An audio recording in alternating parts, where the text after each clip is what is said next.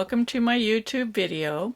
In this video I'm going to demonstrate how to knit on an icord edge, and I'm going to demonstrate it starting with a single slip stitch at the edge, moving on to two stitches at the edge, and finally with three slip stitches at the edge, and compare all three techniques.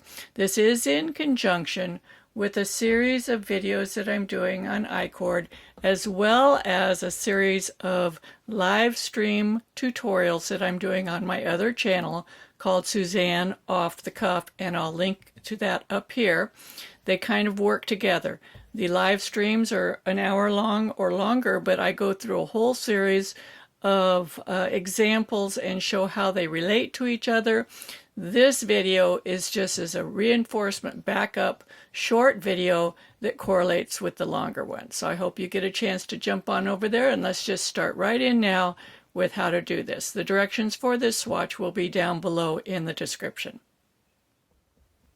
Okay, so let's just go right into how to do this. I cast on 12 stitches here, 2, 4, 6, 8, 10, 12, and I'll give the directions below in the description of the video here if you'd like to make your own swatch and try this out before working it on a project. So I've got 12 stitches cast on with long tail cast on. Here's my tail. I'm going to turn the work, and I'm going to start out by just doing a one stitch slip stitch selvage, which is the same thing as doing a one stitch I-cord. So I'm slipping the first stitch point to point with the yarn forward. That means purl-wise. That's the same thing. And then I'm going to purl until one stitch remains.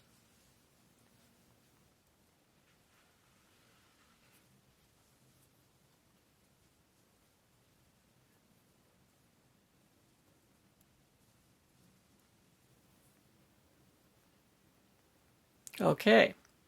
One stitch remains. We're going to slip the last stitch purlwise. That means with the yarn forward, point to point.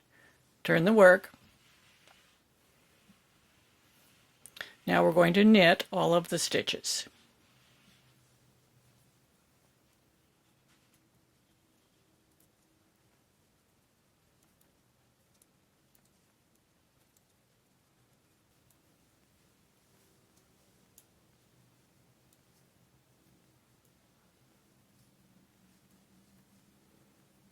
Then we're going to turn the work.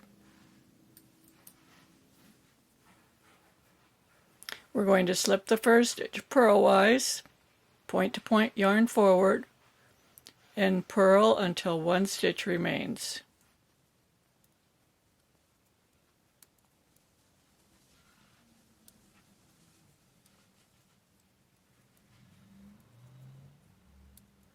Coming to the end, we're going to slip the last stitch purlwise. Turn the work. Now we're going to repeat these two rows for about an inch. I'm going to do that off screen. I'll come back and then we'll take a look at this and move on to the next section. Okay, so I've worked this for about an inch. So we can see on this side we have our slipped stitch edge, and on this side we have a slip stitch edge, and those stitches do tend to go to the back side or to the edge, so it makes it flat looking on the edge. When they're blocked, they look very, very nice. So let's start out working a two stitch slipped selvage now, which would be like a two stitch I-cord edge. We're going to start with the wrong side row, and we're going to slip the first two stitches purlwise, point to point with the yarn in front, and purl until two stitches remain.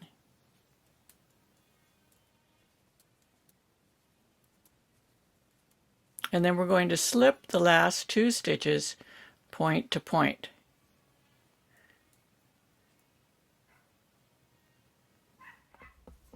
Then we're going to turn the work, and we're going to knit. Now this time the working yarn is coming from here, the third stitch.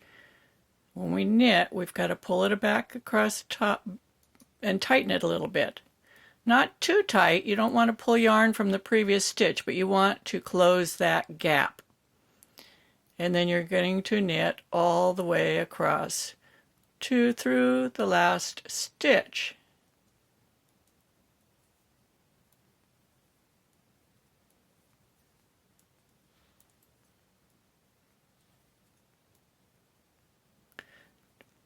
Now you can't really tighten up between here and here. It's not the same as tightening here, but when we turn the work, we're going to slip those first 2 stitches point to point, or purlwise, and then we have the gap between this last work stitch and the 3rd stitch over. Now when we purl, we're going to pull that yarn. See how when I'm putting the needle over and I pull the yarn, it closes up that gap. Did you see that? I'll show that again in a minute. And we're going to purl until 2 stitches remain, and we'll slip the last 2 stitches.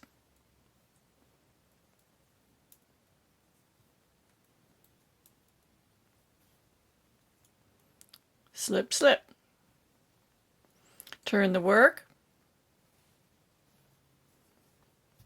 Knit the first stitch, snugging up the yarn a little bit so that it closes that gap between the 1st and the 3rd stitch. I split the yarn, there you go. And knit all the way across.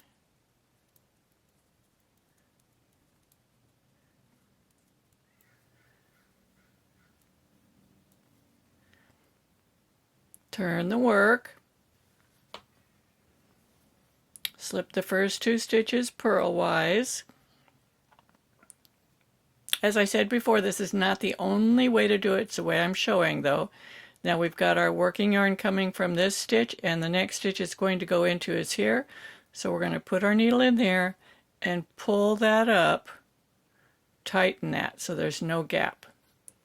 And I'm going to continue working these 2 rows for about 1 inch, and I'll be back in just a second. So let's take a look at what we've been doing here with the slipped 2 stitches. Here we had 1 stitch slipped along the edge. Now we've got 2, so it gives you this rolled edge. Let's look at the other side. Here's the 1 stitch slipped edge. Here's the 2 stitches slipped edge. It rolls all the way around. Now another thing to notice though is that the fabric is getting narrower because those 2 stitches are rolling around the edge, so it decreases the width of the fabric. So if you want to use this on a piece of fabric, you need to compensate for those extra stitches pulling, for the not the extra stitches, but the stitches pulling to the back, so you need to maybe put on some extra stitches to compensate. So let's try slipping 3 stitches purlwise on each side. So this is equivalent to applying, not applying, but a knitted on. This is knitted at the same time. It's not an applied icord. That'll be in a separate video. This is knitted on at the same time that you're working the fabric. Slip the last 3 stitches. Turn the work. Now our yarn's coming from this 4th stitch over here, so we're going to knit the 1st stitch, and that yarn's got to span all the way across there, so we need to pull it up so we don't have a gap. Keeps it tidy. Knit the next stitch, whoops, and knit all the way across to the end. If you pull it too tight, it'll distort this 4th stitch here and make it too tight, and it will show on the front of the work. So you just want to pull the yarn up enough to close the gap. You have to do it consciously. Don't just pull. And I'll show it again, okay? Because you do want the stitches on the front of the fabric to be all the same size. You don't want them going small, large up here. Turn the work. Slip the first 3 stitches purlwise. Now the yarn's coming from here over to the 4th stitch. Pull it up to close the gap so there's no space, but not tighter. Knit until 3 stitches remain.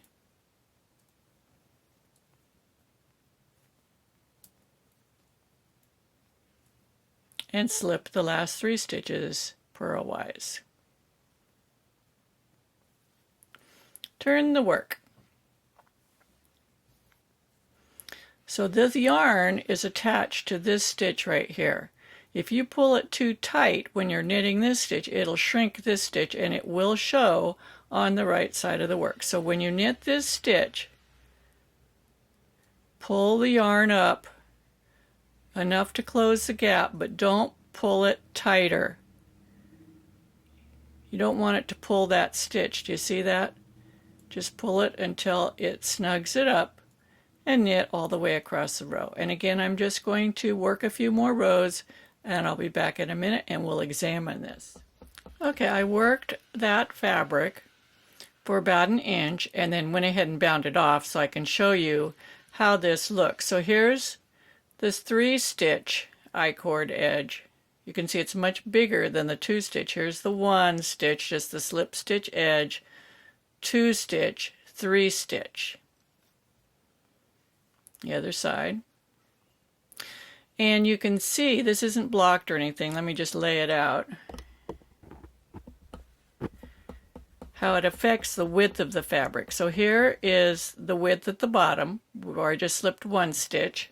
I'm pulling this out as far as it'll go. There's the width at the,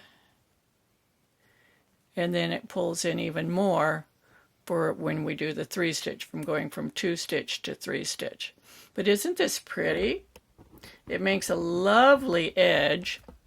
Now it has some drawbacks, which I'll address in the next video, and that is how to do short rows in an I-cord edging. So when it's knitted on, because the I-cord part is slipped stitches, they're only worked every other row compared to the stockinette stitch. So see what it does, how it pulls in. And if you did this all the way around a blanket or down the front of a cardigan or something like that, this is the effect you would get, is the pulling in. So I'm going to show how to do short rows in the knitted on I-cord. That'll be in the next video. This video is in conjunction with a whole series of videos that I'm doing on I-cord. And I hope you take the time to watch all of them. I think that you'll enjoy them. Be sure to subscribe to my YouTube channel. Come back and watch more. Give me a thumbs up down there. Share my videos with your friends. And I'll see you next time. Happy knitting.